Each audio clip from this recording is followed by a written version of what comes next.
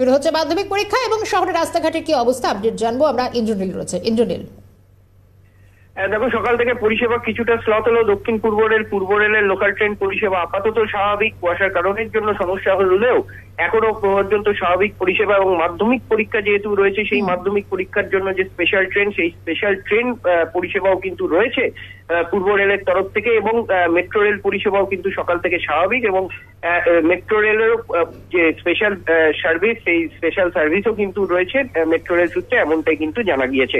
শর্মিষ্ঠা, একেবারে ইন্দ্রনীল, সেক্ষেত্রে মেট্রো সংখ্যা অনেকটা বাড়ানো হয়েছে এমনটাও জানা যাচ্ছে ইন্দ্রনীল।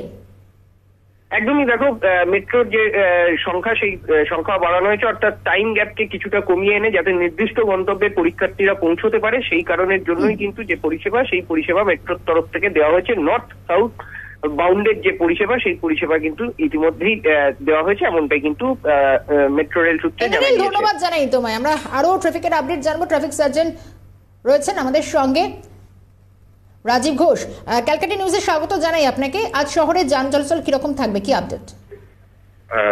Good morning. এখন অব্দি শহর কলকাতার যান চলাচল স্বাভাবিকই আছে, আর কোন রকম বড় পূর্বাঞ্চল কোনো মিটিং ছিল খবর নেই। আর আজকে সবাই জানেন মাধ্যমিক পরীক্ষা শুরু হচ্ছে, সেই কানেকশনে মাধ্যমিক পরীক্ষার্থী যাতে কোনো রকম অসুবিধা না হয়, সেই কানেকশনে আমাদের যাতায়াত ব্যবস্থা রাখা হয়েছে। ধন্যবাদ জানাই সঙ্গে থাকার জন্য ট্রাফিক সার্জেন্ট।